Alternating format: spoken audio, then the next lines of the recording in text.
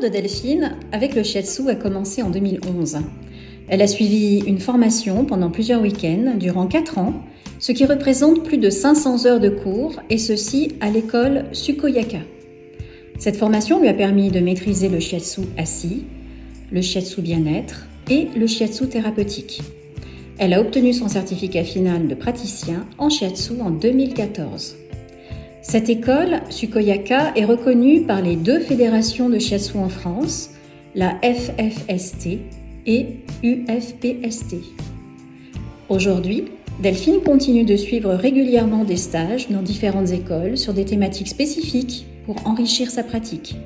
Elle est aussi formée pour intervenir sur des problèmes de fertilité et de cycle féminin, sur le cancer, les lombalgies, les cervicalgies, pour n'en citer que quelques-uns.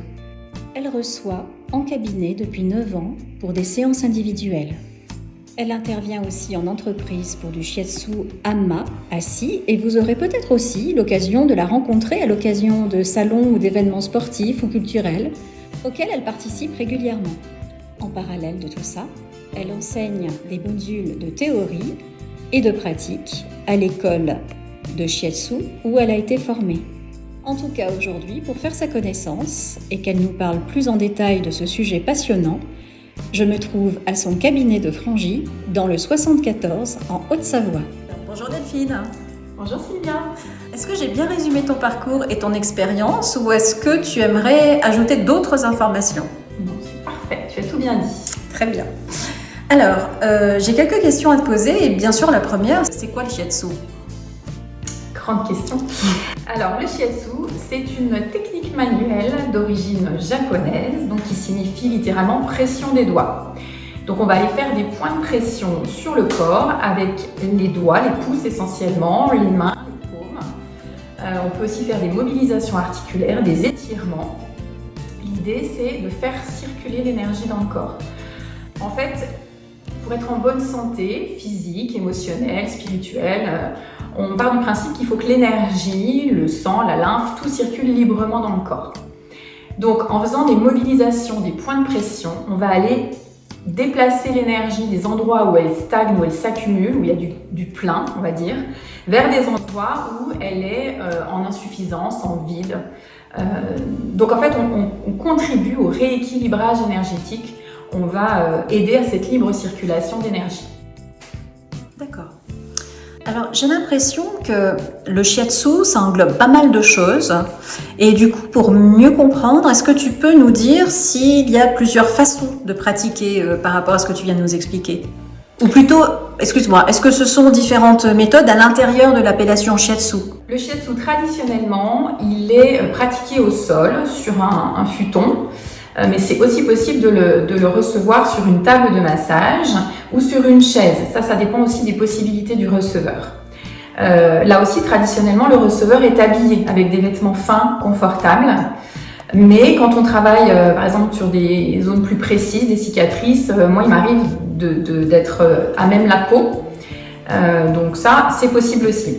Alors, il existe, oui, différentes sortes de shiatsu qui sont liées finalement aux différents maîtres qui ont existé et qui ont enseigné le shiatsu. Chacun y a amené un petit peu sa contribution. Donc, il y a des spécificités. Mais globalement, le principe de base, c'est le même. C'est-à-dire qu'on fait des points de pression avec les mains, en gros. Et le but, c'est de faire circuler l'énergie. Moi, je pratique le Koho Shiatsu. Donc, c'est un style de shiatsu qui s'appelle Koho Shiatsu. C'est un shiatsu dit thérapeutique. Donc, on va davantage faire un diagnostic de médecine chinoise. Donc, je vais poser pas mal de questions au début de la séance pour repérer les déséquilibres éventuels de la personne. Et le soin sera donc de traiter ces déséquilibres, et je vais travailler essentiellement avec les méridiens d'acupuncture, donc les méridiens de la médecine chinoise. C'est des canaux énergétiques, en tout cas comme des rivières, dans lesquels circule un courant énergétique. En gros, c'est ça. Et je vais travailler dessus. Ce qu'on a vu sur ton petit bonhomme tout à l'heure en photo. C'est sur mon petit bonhomme, exactement, qui est là. D'accord. Très bien, merci beaucoup. Et par rapport à ce que tu viens de nous dire, est-ce que tout le monde peut en bénéficier, ou est-ce qu'il y a des contre-indications pour certaines personnes? Tout le monde peut bénéficier d'un shiatsu, donc qu'on soit un enfant, un adulte, un senior, un sportif, voilà. Après, les soins sont adaptés en fait selon l'état de santé de la personne. Il y a des précautions à prendre dans certains cas, par exemple pour les femmes enceintes. C'est aussi le cas des personnes qui sont traitées pour un cancer. J'en profite pour dire que le shiatsu est un soutien très efficace d'ailleurs pour réduire les effets secondaires des traitements médicaux dans le cas des cancers par exemple. Donc, c'est important de vérifier en fait le niveau de formation du praticien qu'on va consulter. De ne pas hésiter à demander en fait quelle formation il a suivi, s'il est rattaché à une fédération par exemple. Le cursus complet pour être un praticien en shiatsu, c'est sur 4 ans et ça compte 500 heures minimum de formation. Et alors du coup, tu nous as parlé d'énergie, des méridiens du corps, enfin des choses sur lesquelles le shiatsu peut agir. Et alors, quels en sont exactement les bienfaits? Alors, très, très large finalement, j'ai envie de dire. Premier bienfait, détente, relâchement, puisque le soin, donc c'est du soin manuel. On est allongé, on est coucouné, même s'il y a des points qui font un peu mal, ça fait quand même du bien, ça détend. Donc, libère les tensions musculaires, soulage les douleurs physiques, mais ça apaise aussi l'esprit et le mental. Ça amène de la clarté au niveau de l'esprit. Ça relance la vitalité, donc ça revitalise le corps en cas de fatigue par exemple. Ça aide au recentrage aussi, ça permet d'être mieux concentré, d'avoir l'esprit plus clair, comme je disais. Ça tonifie l'immunité aussi, donc ça aide pour stimuler les défenses immunitaires, relancer le système. Ça aide à la circulation du sang, de la lymphe. Ça aide à la récupération, donc ça soit dans le cadre d'un événement sportif par exemple, ça va permettre de mieux récupérer. Dans le cas d'une maladie, si on a été malade d'une grippe ou autre et qu'on est fatigué, ça peut aider à retrouver de l'énergie. Dans le cas d'une pathologie grave comme par exemple un cancer, comme je vous disais, ça peut aussi aider à mieux retrouver une meilleure forme, on va dire. Et c'est aussi un grand soutien à la féminité dans tous les cycles de la vie de la femme. Donc ça peut aider à la fois pour les troubles menstruels, les problèmes de fertilité, les problèmes de ménopause, etc. Donc c'est un outil super en fait, en complément de plein d'autres soins ou thérapies. Bien évidemment, ça ne remplace pas une consultation médicale, donc tout ça est complémentaire. C'est l'association en fait de tout ça qui va faire que on va traiter plus profondément, plus durablement la personne et que ça va aller mieux plus longtemps, plus vite, quoi, en gros. D'accord, merci. Alors, tu parles de féminité. Est-ce que c'est pas exclusivement pour les femmes? Pas du tout. Les hommes peuvent venir. Les problèmes de libido, d'érection ou autres sont aussi tout à fait pris en charge par le shiatsu. D'accord, merci beaucoup. Pour c'est très intéressant. Ouais. Et alors du coup, à quel rythme on devrait faire une séance quand on commence? J'imagine que c'est comme une thérapie. Globalement, quand on va bien, faudrait faire un soin à chaque changement de saison, puisque le corps doit s'adapter en fait aux saisons. Donc, changement de saison, c'est l'idéal. Quand tout va bien, moi je dis au minimum 2 fois par an, c'est super. Après, ça, c'est vraiment une vision préventive de cette technique et c'est comme ça qu'elle est faite au départ. C'est pour les Asiatiques en tout cas, c'est de maintenir l'état de bonne santé. Quand on est en bonne santé, on fait ce qu'il faut pour maintenir cet état, puisqu'on part du principe que si on a une bonne énergie vitale, les maladies, les agents pathogènes vont moins nous impacter en fait. Et donc s'il fait froid dehors, s'il y a la canicule, donc si les climats en fait viennent nous agresser, parce que c'est ça en fait, ça peut être une cause de pathologie, on sera mieux résistant à tout ça. Si jamais on a une émotion qui vient nous envahir, parce que les émotions aussi sont des causes de déséquilibre, on va mieux gérer tout ça et ça viendra moins nous impacter, etc. Donc l'idée c'est de la prévention. Pour autant, quand on a un problème, qu'on est malade, qu'on a une douleur ou autre, le shiatsu là intervient en curatif. Et donc ça fonctionne très bien aussi. Là, on fera peut-être des séances un peu plus rapprochées tant que le problème n'est pas complètement réglé, pour rééquilibrer tout ça et donc aider le corps et l'esprit à retrouver l'état d'équilibre pour ensuite être en bonne santé. Et une fois que ça va bien, j'invite vraiment mes patients à revenir régulièrement pour entretenir tout ça. C'est pas encore inscrit dans nos habitudes en médecine occidentale, mais j'y travaille. C'est une éducation à la santé. Alors quand tu dis revenir régulièrement, de par ton expérience, c'est à peu près combien de séances? Quand on traite quelque chose, Oui. par exemple. Alors souvent, c'est 2 voire 3 séances à 15 jours, 3 semaines d'intervalle. Ça peut être quand on essaie de débloquer le problème. Parfois, c'est beaucoup plus. Parfois, j'ai des personnes qui viennent tous les mois parce qu'elles ont vu que c'était leur rythme pour maintenir l'état de bonne santé, mais ça leur permet aussi de vivre confortablement comme ça, de limiter leur traitement par ailleurs. Donc, elles ont trouvé un équilibre comme ça. Et puis, certains viennent, une ou 2 séances, on règle le problème et hop, c'est fait. Donc après, une fois que c'est fait, ils vont bien. Donc, ils viennent beaucoup plus tard, justement au changement de saison si c'est possible. Mais il n'y a pas de règle vraiment définie, c'est vraiment propre à la personne, on adapte les soins. Ok, d'accord. Et alors, du coup, il y a une question qui me vient, mais quelle différence avec l'acupuncture? L'acupuncture, c'est un des pans de la médecine traditionnelle chinoise. Le shiatsu, c'est japonais, même si le shiatsu est basé sur effectivement de la théorie de médecine chinoise. Donc, parfois, on fait l'amalgame. Mais voilà, ça, c'est une première différence. Il y a une autre grande différence, c'est que l'acupuncture, ça utilise des aiguilles pour venir travailler les points d'acupuncture. Et qu'en shiatsu, on travaille avec les mains, avec les doigts. Donc, il y a un côté vraiment c'est une technique manuelle, donc on vient toucher le corps, c'est beaucoup plus enveloppant et doux.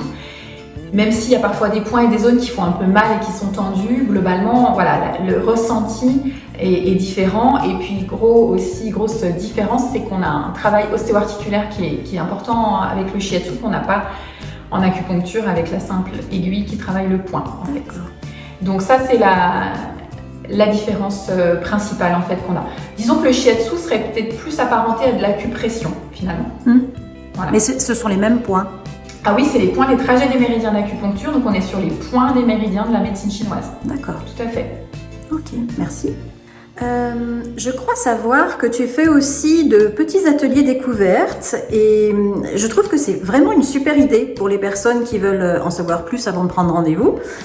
Est-ce que tu peux nous parler de ces petits ateliers? Oui, tout à fait. Alors, en parallèle des soins individuels, effectivement, j'ai voulu mettre en place des temps d'échange, en fait, avec alors soit des personnes qui me connaissent déjà, qui viennent en soins, mais qui voulaient comprendre mieux, finalement, ce qu'elles font avec moi, ou des personnes qui connaissent pas. Il y a aussi l'idée de pouvoir aborder les notions dont on entend beaucoup parler, les notions par exemple d'énergie, de chi, de ki, les méridiens, le yin et le yang, tous les 5 éléments, voilà. Dans le grand public, en tout cas, on entend des choses, mais on ne sait pas toujours ce qu'il y a derrière. Donc moi, l'idée, c'était de pouvoir en parler simplement, mais clairement, pour que les gens aient une idée réelle et claire de la chose, et que si ça les intéresse et si ça leur parle, ils puissent rentrer là-dedans, s'en inspirer et puis travailler sur eux avec ça. Donc je me suis lancée dans ces ateliers. J'en fais aussi à chaque saison pour expliquer ce qui se passe au niveau de l'élément de la saison.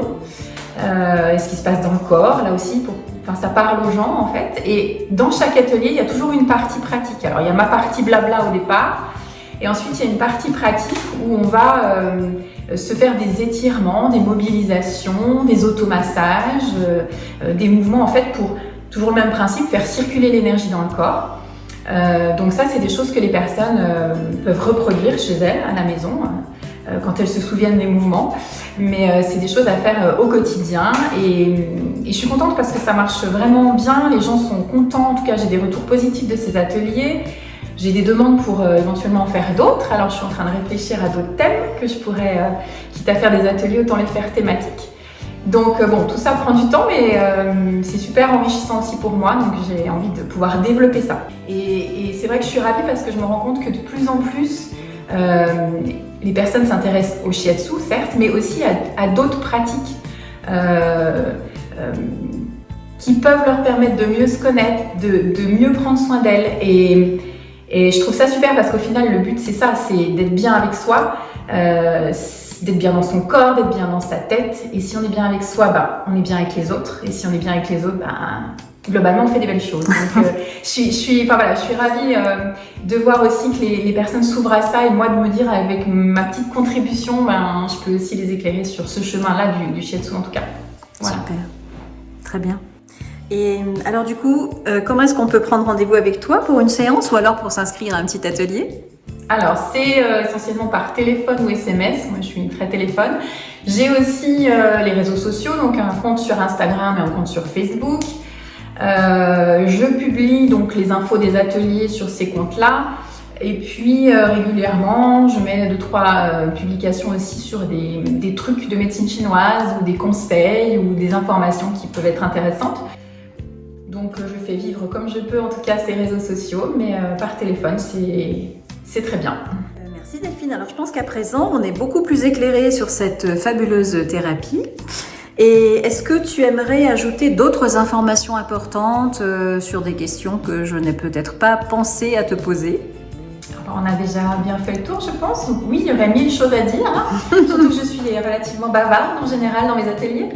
Je pense qu'on a fait le tour, non, l'essentiel est là. En tout cas, n'hésitez pas s'il y a des questions à me prendre contact avec moi, à me faire un message et j'y répondrai avec grand plaisir. Voilà.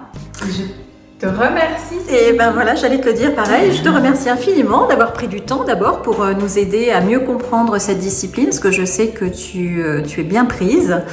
Et ben donc du coup sous la vidéo, on retrouvera les liens vers tes réseaux sociaux et puis pour savoir comment te contacter pour prendre rendez-vous avec toi.